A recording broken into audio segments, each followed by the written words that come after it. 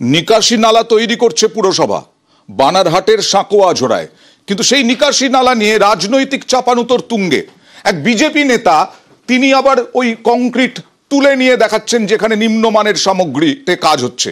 সরাসরি চলে যাব প্রতিনিধি রকির কাছে। রকি, পুরসভা কাজ করছে, পুরসভার কাজটা তো সম্পন্ন হবে, তারপরে বোঝা যাবে সেটা নিম্নমানের সামগ্রী দিয়ে তৈরি কিনা। বিজেপি নেতা কেন করতে গেলেন এরকম?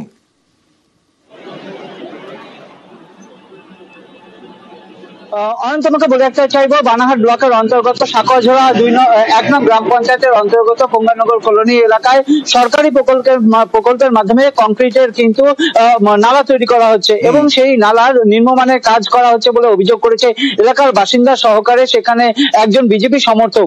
সেখানে দেখা যাচ্ছে যে তৈরি হওয়ার সেই নালা কাজ হওয়ার কিছুদিনের মধ্যেই সেখানে ভেঙে যাচ্ছে এবং সেখানে সিমেন্ট, বালি এবং যে রড ব্যবহার করেছে তা কম পরিমাণে ব্যবহার করেছে এবং নিম্নমানে করা হয়েছে বলে অভিযোগ করে। এই ঘটনা প্রসঙ্গে কিন্তু পঞ্চায়েতের তরফ থেকে জানা হয়েছে যে সরকারি প্রকল্প এভাবে কেউ কাজ আটকাতে পারে না। ও এই অভিযোগে কিন্তু সেই যে অভিযোগকারী রয়েছে তার বিরুদ্ধে থানায় একটি এফআইআর করা হয়েছে বলে অভিযোগ রয়েছে।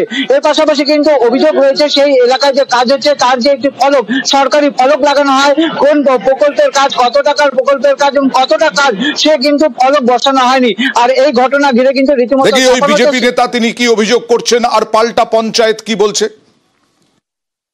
কালভারটা তৈরি করে সেখানে নিম্নমানের কাজ হয়েছে, সেখানকার গ্রামবাসীরা সেখানে বিরোধিতা করেছে এবং সেখানে বিগত দিনে ভারতীয় জনতা পার্টির যিনি পদপ্রার্থী ছিলেন, দাঁড়িয়েছিলেন, তার বিরুদ্ধে মামলা করা হয়েছে, কারণ তারা প্রতিবাদ করেছে। যারা প্রতিবাদ করবে তার বিরুদ্ধে তৃণমূল আইনানুগ ব্যবস্থা গ্রহণ করবে, এটাই স্বাভাবিক।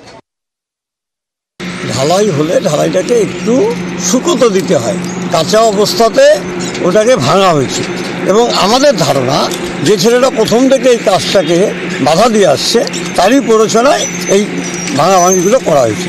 সরকারি সম্পত্তি ভাঙার অধিকার কারণেই নিম্নমানের হয়ে থাকলে আমাদেরকে অভিযোগ করবে, আমরা নিশ্চয়ই দেখব। যেহেতু সে বিজেপি করবে, তাকে তৃণমূলে যোগ দেওয়ার জন্য একটা প্রেশার দেওয়া হচ্ছে, ভয় দেখানো হচ্ছে। আমাদের এখন আর কাউকে যোগ দেওয়ার জন্য প্রেশার দিতে হয় না, আর বিজেপি করে কিনা সেটা আমার জানা। আর জল চুরি নিয়ে নবান্ন যথেষ্ট কড়া, বিভিন্ন জায়গায় বার্তা দেওয়া হয়েছে। পুরুলিয়ার আরশায় জল চুরি রুখতে অভিযান, এই অভিযান যাতে খাবার জল চুরি না হয়, পুলিশকে সঙ্গে নিয়ে অভিযান জনস্বাস্থ্য কারিগরি দপ্তরের অর্থাৎ পিএইচির।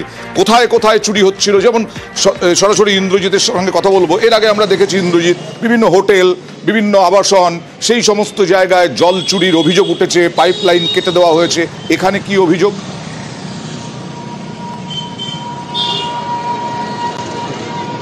দেখো আন্দা, পুরুলিয়ার আরশা ব্লকের বেলডি গ্রামে দীর্ঘদিন ধরেই গ্রামের একাংশ মানুষ জল পাচ্ছিল না এবং এই অভিযোগ বারে বারে করার পর পিএইচই দপ্তর বা জনস্বাস্থ্যকারী দপ্তর বুঝতে পারে যে গ্রামে কিছু জল চুরি হচ্ছে।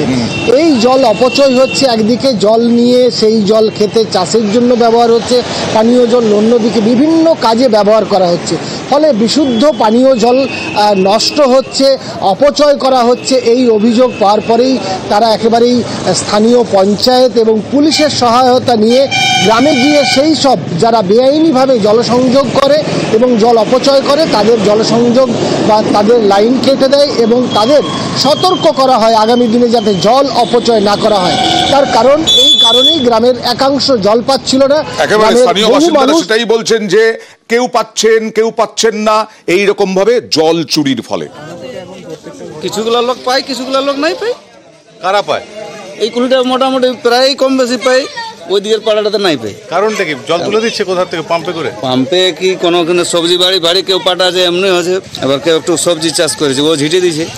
কিসে ঝিটছে? ও পাম্প দিয়েই, মানে পাইপে পাম্প লাগাচ্ছে। পাইপও পাম্প দিয়ে থাকে অনেকগুলো। আর জনস্বাস্থ্য কারিগরি দপ্তরের কর্তা বলছেন যে আসলে জল চুরি হচ্ছে, চাষের জন্য জল, খাবার জল চলে যাচ্ছে, তাই যতটা পারা যায় আটকানোর চেষ্টা হচ্ছে। মোটামুটি 4 থেকে 5 ঘন্টা জল দিই, তাতে করে মানুষের অভিযোগ যে আমরা জল পাচ্ছি না।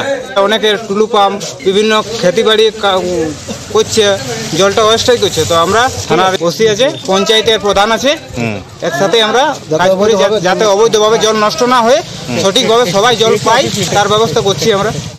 জলের যে কানেকশন মেন লাইনে দেওয়া ছিল সেটা কিন্তু পাবলিক নিজের মতো কেটে নিজের ঘর ঢুকাচ্ছে, তার জন্য অসুবিধা হচ্ছে, সবাই জল পাচ্ছে না। আমরা ব্যবস্থা নিয়েছি যে যাতে সবাই জল পায়, 2টা পয়েন্ট কাটা হয়ে যায়, মানে লিগেলভাবে কাজ করানো হচ্ছে। গরমকালে তো পুরুলিয়ায় জলকষ্ট বারবার দেখায়, শীতকালেও জলকষ্ট পুরুলিয়াতে, জলের অপচয় হচ্ছে পুরুলিয়াতে। অভিযোগ কল বন্ধ করার ব্যবস্থা না থাকায় সারাক্ষণই জল পড়ে, জল চলে যাচ্ছে ড্রেনে। ব্যবস্থা নেওয়ার আশ্বাস পুরপ্রধানের।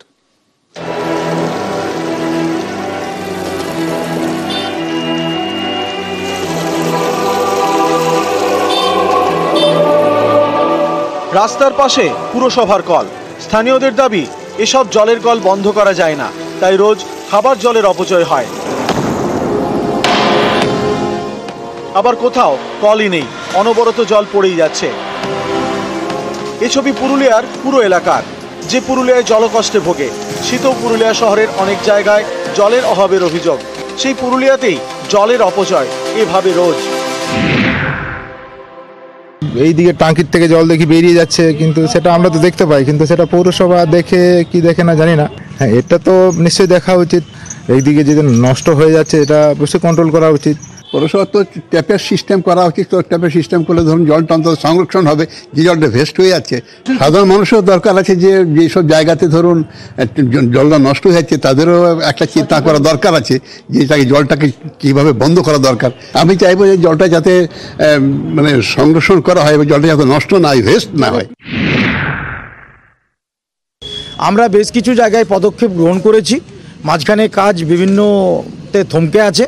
আমরা খুব শীঘ্রই আমাদের ডিপার্টমেন্টকে নির্দেশও দিয়েছি, বিভিন্ন জায়গায় নাগরিকদের কাছে আবেদন জানিয়েছি যে যেখানেই জল অপচয় হচ্ছে আমাদের হেল্পলাইনে ফোন করুন, আমরা তৎক্ষণাৎ সেখানে গিয়ে যাতে জলের অপচয়টা বন্ধ হয় সেই স্ট্রিট ট্যাপটাকে আমরা বন্ধ করছি।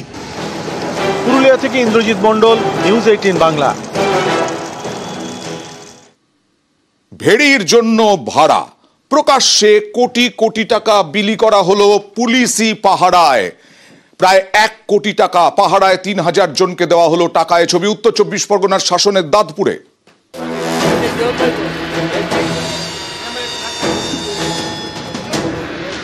ব্যাংক অ্যাকাউন্টে নয়, নগদে লেনদেন। রবিবার প্রায় 3000 জনের হাতে দেওয়া হলো 1 কোটি টাকা, ভেড়ির ভাড়ার টাকা। এদিন উত্তর 24 পরগনার শাসনের দাঁতপুরে ভেড়ির মালিকদের দেওয়া হলো ভাড়ার টাকা। আমি 25,000 টাকা। আপনি সঠিকভাবে টাকাটা বুঝে পেয়েছেন? হ্যাঁ, সঠিক। এর আগেও পেয়েছি। শাসনের বিস্তীর্ণ এলাকায় ভেড়ি, এখানকার বাসিন্দাদের আয়ের বড় ভরসা ভেড়ি। মালিকদের থেকে লিজ নিয়ে মাছ চাষ করা হয়, বছরে 3 কিস্তিতে দেওয়া হয় টাকা। বাম আমলে নিজেরা আত্মসাৎ করতো, এখনো সেই আত্মসাৎটা করতে পারে না, মানে জমায়েত করে খাজনা দিত না।